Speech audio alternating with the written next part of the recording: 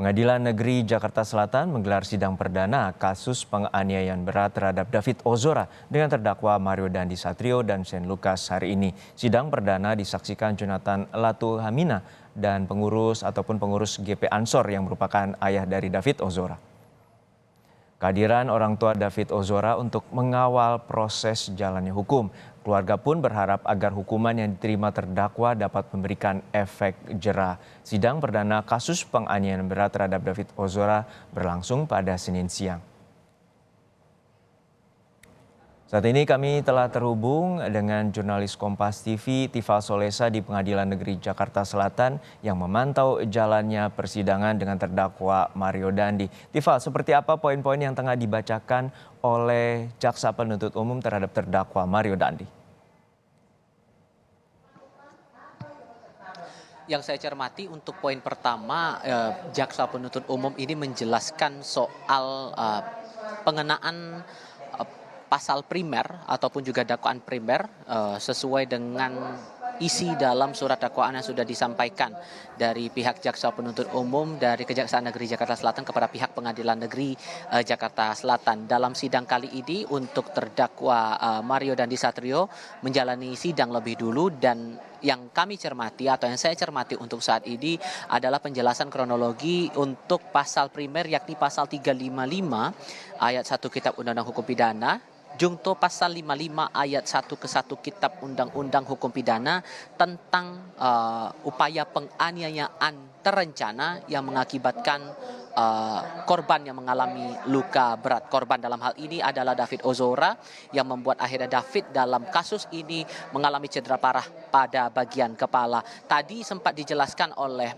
Jaksa Penuntut Umum dari Kejaksaan Negeri Jakarta Selatan, tindak penganiayaan ini awal mulanya datang dari informasi yang diterima oleh terdakwa Mario Dandi Satrio. Ada perlakuan tak pantas yang dilakukan oleh korban David Ozora terhadap kekasih Mario Dandi berinisial AG. Perlu diingat lagi bahwa AG ini juga dinilai terlibat dalam kasus ini dan sudah dijatuhi vonis selama 3,5 tahun penjara oleh pihak Pengadilan Negeri Jakarta Selatan dalam proses sidang khusus anak yang berlangsung secara tertutup pada beberapa waktu lalu. Kami juga masih perlu mencermati lagi apa-apa saja poin-poin lain yang mungkin kiranya memberatkan posisi terdakwa, karena di awal jauh sebelum proses sidang ini digelar, dari pengadilan ataupun juga dari Kejaksaan Negeri Jakarta Selatan sudah menyampaikan ada beberapa pasal lain yang dikenakan terhadap Mario Dandi Satrio dalam kasus ini.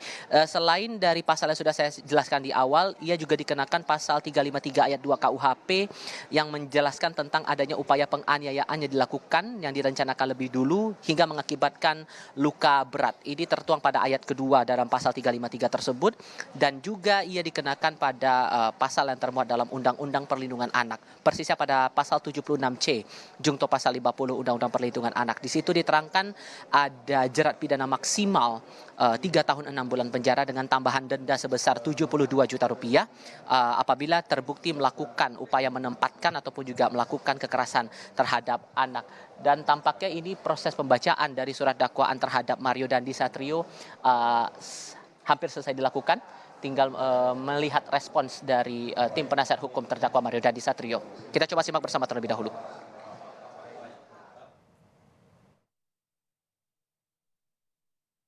Ya, itu bentuk kooperatif dari klien kami sepanjang pemeriksaan. Dan untuk itu kami juga menyarankan ada sedikit typo ya di sini di halaman 1, kalau misalnya berkenan pada penuntut umum, bahwa di sini tertera Dendi berusia 20 tahun ya. Itu belum sampai nanti pada saat di 30 Oktober. Ya. Mungkin jika berkenan,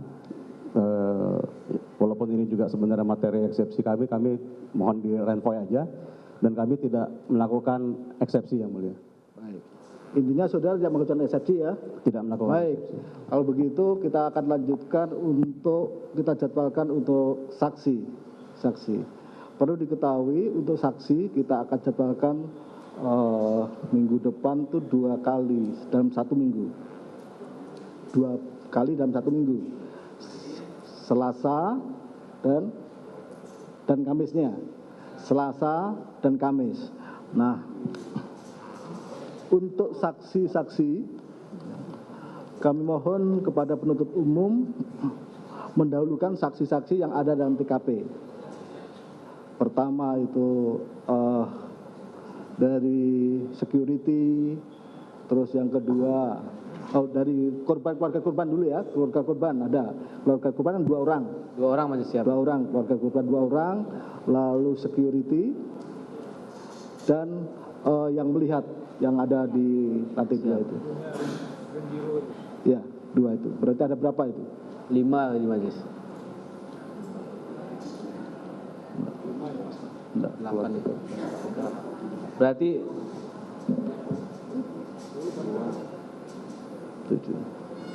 10 majelis. Security kan 3.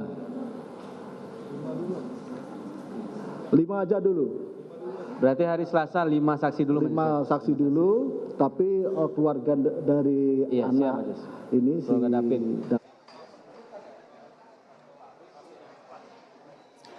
Atas dakwaan yang disampaikan oleh jaksa penuntut umum hari ini tadi, Andreas Nahot Silitonga selaku koordinator tim penasihat hukum terdakwa Mario Dandi Satrio menyatakan tidak menyampaikan eksepsi, sehingga tadi disampaikan untuk rencana atau jadwal pemeriksaan saksi akan dilaksanakan pada persidangan berikutnya. Tadi ditegaskan lagi oleh Hakim Ketua Alimin Ribut Sujono. Ada rencana dari total 10 saksi yang akan dihadirkan oleh jaksa penuntut umum dari Kejaksaan Negeri Jakarta Selatan.